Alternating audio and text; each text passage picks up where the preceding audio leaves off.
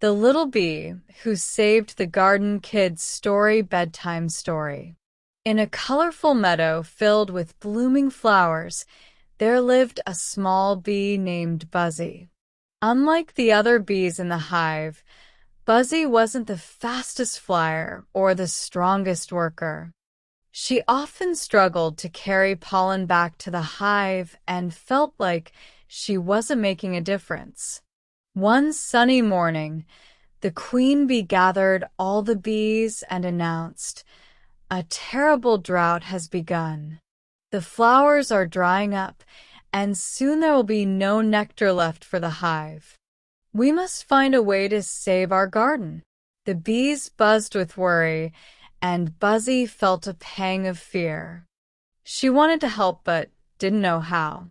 The other bees began flying off in all directions, searching for distant flowers, but Buzzy stayed behind, thinking.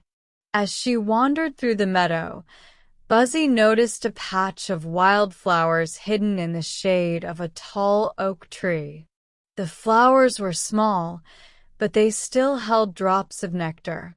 Maybe this can help, Buzzy thought. She began collecting the nectar little by little. Her wings were tired and her legs ached, but she didn't stop.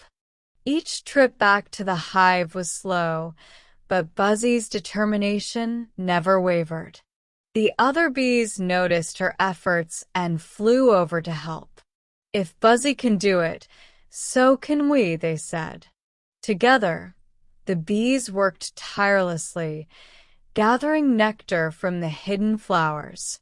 Slowly, the hive's honey stores began to grow again. Days later, the garden began to recover. Rain finally came, reviving the flowers and filling the meadow with color once more. The queen bee called the hive together and said, "It was Buzzy's determination and clever thinking that saved us. She showed us that even the smallest bee can make a big difference." Buzzy blushed with pride.